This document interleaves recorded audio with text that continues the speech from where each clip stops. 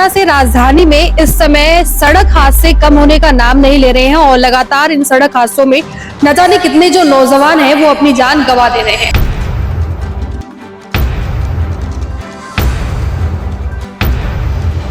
बच्चे की स्कूटी को हिट करती है, वो बच्चा स्कूटी और कार के बीच में फंस के रह जाता है और कम से कम भी 50 से 60 मीटर तक गाड़ी रगड़ के जाती है। पुलिस साथ गई है तो डेड बॉडी देखी, सफेद कपड़े में लेटी हुई उड़ाए हुए इसको, तो लड़की डर गई है, ये बेहोश हो गई वहाँ पे देख के एकदम से नजर। मैंने दुनिया के सबका काम कर करके बच्चों को भीख मांग मांग के काम करा, दुनिया के झोपटर मांग मांग। आज मेरे बच्चे काबिल बना, वो चले गए। नमस्कार, मैं हूं आपके साथ रिया। जिस तरह से राजधानी में इस समय सड़क हादसे कम होने का नाम नहीं ले रहे हैं और लगातार इन सड़क हादसों में न जाने कितने जो नौजवान हैं वो अपनी जान गंवा दे रहे हैं, लेकिन फिर भी ये मामले थमने का नाम क्यों नहीं ले रहे हैं। इस पर बहुत बड़ा सवाल एक तो दिल्ली के प्रशासन पर भी जाता है और साथ ही साथ में यहाँ का जो लॉ एंड ऑर्डर है उसके ऊपर भी जाता है कि आखिर देर रात हो या दिन का समय हो, ये सड़कें बिल्कुल भी सुरक्षित नहीं रही हैं और सड़कों पर चलने वाले जो नियम बनाए गए हैं उनका भी लगातार उल्लंघन हो रहा है। आपकी जानकारी के लिए बता दूं कि अभी मैं रघुवीर नगर में मौजूद हूं। यहाँ पर शनिवार के रात में तकरीबन 3 बजे के आसपास का समय है, जो कि एक युवक जिसकी उम्र तकरीबन 22 से 24 के बीच की आप समझिए, वो जेप्टो कंपनी में जो कि आपके घर तक बहुत सी चीज़ों को काफ़ी जल्दी पहुंचाने का काम करते हैं, उसमें वो कई वर्षों से काम कर रहे थे। लेकिन तेज रफ्तार से एक कार आती है और टक्कर मारते हुए हिट करके आगे चली जाती है। सुरेंद्र कुमार जी, सुरेंद्र जी, पूरा क्या मामला था? शनिवार के दिन क्या हुआ? और जो मौजूद थे स्कूटी पर वो बड़े बेटे थे? नहीं मैम, वो मंझले बेटे थे। 3 भाई है। एक भाई जो है वो 6th क्लास में स्टडी है।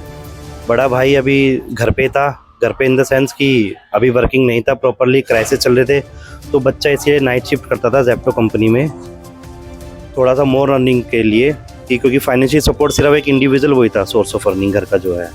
और मामला ऐसा था कि रात को 3 बजे करीब, 3 से सवा 3 के बीच में, जो इनके रियल ब्रदर है, इनके पास कॉल आती है।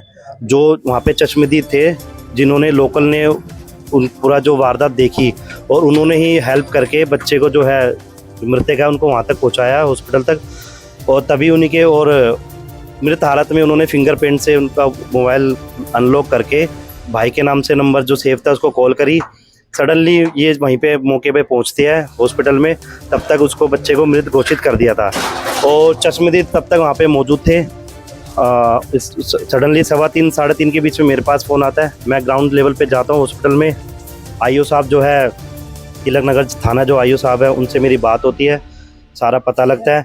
बॉडी उस टाइम वहीं थी, तो एमएलसी वगैरह और जो अपराधी है वो भी उसी समय हॉस्पिटल में थे एमएलसी के लिए। तो मामला जो बताया गया, जो चश्मदीद थे उनके अनुसार ये था कि 2:30 से 2:45 के बीच में जो बच्चे को एक ऑर्डर मिला था, जो अपना सुभाष नगर से मायापुरी की तरफ जाना था। जैसे ही बच्चा मेन रोड पे आता है, सडनली देखा जाता है कि चश्मदीदों के अनुसार, जो उन्होंने इस टाइम मौके पे मौजूद थे, उन्होंने बताया कि तेज रफ्तार में 150 से 160 की स्पीड में एक गाड़ी आती है, बच्चे की स्कूटी को हिट करती है, वो बच्चा स्कूटी और कार के बीच में फंस के रह जाता है और कम से कम भी 50 से 60 मीटर तक गाड़ी रगड़ के जाती है। कोई ब्रेक नहीं लगती। आगे गटर का ढक्कन आता है, जो जिसको चबूतरे, जो कि साइड में, रोड के साइड में बाउंड्री लाइन पे उसको बना रखा था, उससे जाके हिट होता है, तब जाके गाड़ी रुकती है और गाड़ी के 6 के 6 एयरबैग्स ओपन हो जाते हैं, जितने भी उसमें एयरबैग्स थे। और अपराधी, उन्होंने बताया कि लोकल्स ने, जो सामने पेट्रोल पंप थे वहाँ से भी कुछ जो वहाँ के वर्कर थे वो आए, तो उन्होंने बताया कि जो दोनों थे वो एकदम, उनको कोई इंजरी नहीं आई। बच्चा उन्होंने देखते कि कार के नीचे लेटा हुआ है, पड़ा हुआ है, अधमरा, कोई रिस्पॉन्स नहीं था। जैसे ही बाहर निकाला जाता तो देखते हैं उसकी कोई धड़कन, कोई सांसें चल नहीं रही। और उसी टाइम वो जो अपराधी थे वो भागने की कोशिश करते हैं, उसमें से 2 युवकों द्वारा उनको पकड़ा जाता है और पकड़ के उसी टाइम 100 नंबर पे कॉल करके जाता है और मृतक को उसी समय कैब करके हॉस्पिटल पहुंचाया जाता है। अभी जो जानकारी आप लोगों को मिल रही है उसमें क्या बताया, जो गाड़ी है उसकी ओवर स्पीड थी उस टाइम? बिल्कुल ओवर स्पीड थी, चश्मदीदों ने सारा वही बताया। और ट्रैक जो है उसमें अगर गाड़ी की जांच करी जाए तो पक्का उसमें है कि ये चीज़ें आएगी छोटी। बाकी आगे जांच का जो दायरा चल रहा है, वहाँ के सीसीटीवी देखो जी। अभी बात, अगर लास्ट में भी हम यही बात करेंगे इंसाफ को लेके, तो कल जैसा सूत्र थोड़ा सा पता लगा कि पुलिस स्टेशन जाके कि डिस्ट्रिक्ट के जो डीसीपी है उन्होंने खुद ने स्वयं संज्ञान थोड़ा सा लिया है। 4-5 साल हो गए थे उनको काम करते हुए। 4-5 साल हो गए थे। तो आपको जानकारी किसी ऐसे व्यक्ति के माध्यम से मिली जिसको आप जानते नहीं थे कि ये मामला हुआ है अभी यस घटना हो मैम, गई है? उसकी कॉल आती है, उनने मेरे को कॉल करी कि भाई एक बार ना हॉस्पिटल आ जाओ दीनदयाल। तो मैं शादी अटेंड में था, मेरे पास कॉल आती है तो मैं एकदम से दीनदयाल जाता हूँ। तो मैं अपने भाई को देखता हूँ तो ना बोल रहा था, ना कुछ था, ना धड़कन ही नहीं चल रही थी, कुछ भी नहीं। बहुत गंदा एक्सीडेंट हुआ था। गाड़ी की क्या स्थिति थी उस टाइम पे? गाड़ी तो टूट चुकी थी और वो जिन्होंने मारा था, हिट किया था, वो उनकी गाड़ी भी बहुत डैमेज थी। मतलब बहुत ही तेज रफ्तार में Yes. जैसे हिट किया हो वैसा हो रखा था। हाँ जी, हाँ जी। ये अपने परिवार के एक सदस्य को खो देते हैं और परिवार पर कोई बड़ा जो वरिष्ठ सदस्य है जैसे कि इनके पिताजी, उनका भी सहारा नहीं है आप लोगों के पास? नहीं है मैम।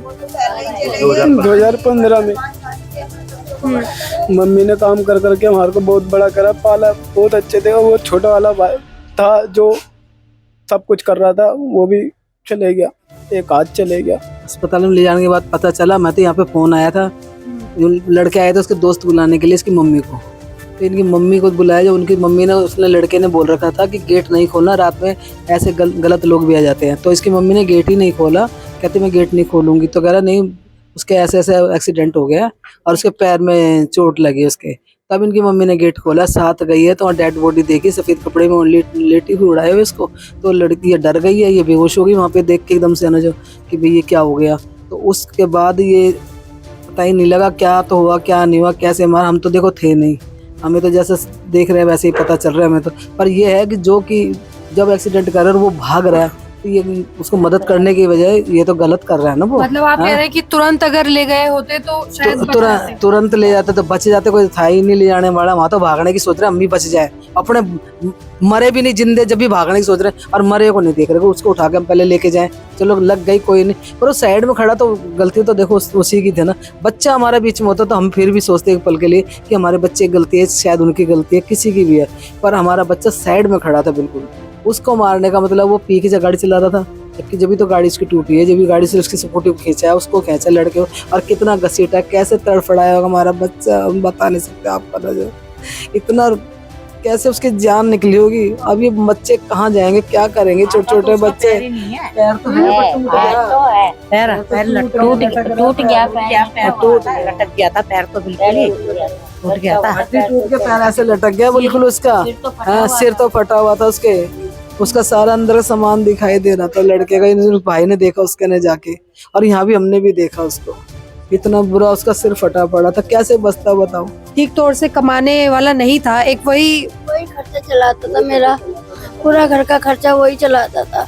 मेरी आंखें उसने बनवा के दी, कह रहा मम्मी अब मैं आपकी आंखें बना दे, अब ये घर पर सब सही करवा के दूंगा। कमाने वाला वही था, मेरा पूरा खर्चा वही चलाता था घर का, हमको संभाल रखा था उसने। भाई, बड़े भाई का तो काम धंधा इतना नहीं था, कभी लगता था कभी नहीं। घर सही करवाता मेरा बेटा, अब क्यों सही करवाएगा। कहता मम्मी फर्स्ट क्लास घर करवा दूंगा मैं तेरा। अब टैल पत्थर लगवाता है नवरात्रों के बाद, सब कुछ करवाता, अब कौन करवा, मेरा अकेला बेटा चले गया। मेरे को बहुत दुख हो रहा है। ये देखो सारा हो रहा घर में, ये देखो कैसे हो रहा है सारा। मेरा सही करवाता, मेरा बच्चा कमाने वाला चले गया, अब कोई नहीं रहा।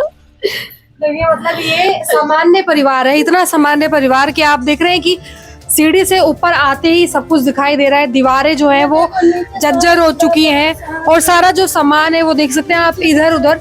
किसी तरीके से इन घरों में सिर्फ गुजारा हो रहा है, और गुजारे के साथ साथ में जब व्यक्ति अपने काम पे निकलता है तो वो इन उम्मीदों से निकलता है कि परिवार में जो और सदस्य हैं उनकी आर्थिक स्थिति को सही किया जा सके, और जिस तरह की जिंदगी हमने अब तक बिताई है वो ना बिताएं, बल्कि आगे चलकर वो अच्छी हो।